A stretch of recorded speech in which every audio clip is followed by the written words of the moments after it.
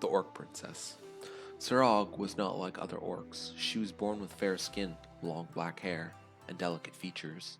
She was often teased and bullied by her peers, who called her weak, ugly, and human-like. Serog hated her appearance and wished she could be more like her mother, the Orc Queen, who was strong, fierce, and proud. Serog's father, the Orc King, loved his daughter dearly and tried to protect her from the cruel words of others. He told her that she was beautiful and special, and that one day she would find someone who would appreciate her for who she was. He also taught her how to fight, hunt, ride a wolf, hoping to boost her confidence and skills. One day, Serog decided to go for a ride in the forest, away from the prying eyes of the orc camp. She enjoyed the fresh air and the freedom of being alone. She felt a connection with nature and the animals that lived there. She often wondered if there was more to life than war and bloodshed. As she was riding, she heard a scream. She followed the sound and came across a human knight who was surrounded by a pack of wolves. The knight was wounded and bleeding, and his horse was lying dead on the ground. Serog felt a surge of pity for him. She knew that humans and orcs were enemies, but she also knew that he was in trouble and needed help. She quickly drew her bow and shot an arrow at one of the wolves. The wolf yelped and ran away, and the other wolves followed suit, sensing a new threat. Serog approached the knight cautiously, keeping her bow ready in case he attacked her. The knight looked up with fear and surprise. He saw a young woman with green eyes, pointed ears, and tusks. She wore leather armor and a cloak made of wolf fur. He realized that she was an orc, but not like any orc he'd ever seen. She was slender, graceful, and beautiful. "Who are you?" he asked weakly. "I am Serog," she said softly. "I'm here to help you." She reached her hand out to him, but he flinched and backed away. "Don't touch me," he said. "You're an orc. You're my enemy." Serog felt hurt by the words, but she understood his fear. She lowered her hand and said, "I'm not your enemy.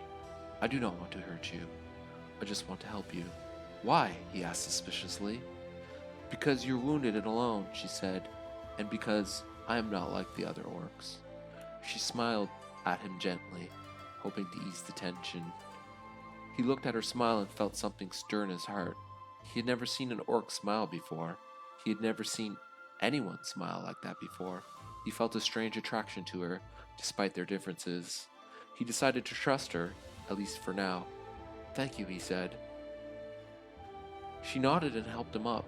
She wrapped his wounds with a bandage from her pouch and gave him some water from her flask. "What's your name?" she asked. "I'm Mioa," he said. He told her that he was a knight from the kingdom of Valera, which was at war with the orc horde. He was sent on a scouting mission with his comrades, but they had been ambushed by some orcs and he had become separated. He managed to escape, but had been chased by wolves until Serog saved him. Serog listened to his story with interest, but she never met a human before, let alone talked to one. She found him brave, noble, and handsome. They decided to stay in the forest for a night, since it was too dangerous to go back to their respective camps. They made fire and shared some food, and Serog hunted earlier.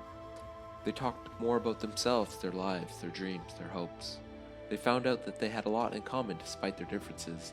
They both loved nature, animals, music, stories. They both wanted peace for their races, but felt powerless to change anything. They also felt a growing attraction to one another, but did not act on it. They knew that their love was forbidden by both sides. They slept under the stars, close, but not touching. The next morning they woke up to the sound of horns and drums. They realized their camps had found them and were coming for them. They looked at each other with sadness and fear.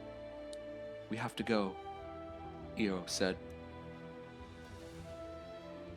"I know," Zeraog said. They got up and packed their things quickly. They hugged each other tightly and kissed for the first time. They whispered their goodbyes and ran in opposite directions. They never saw each other again, but they never forgot one another. They kept their love in their hearts, hoping that one day they would meet again. in a better world.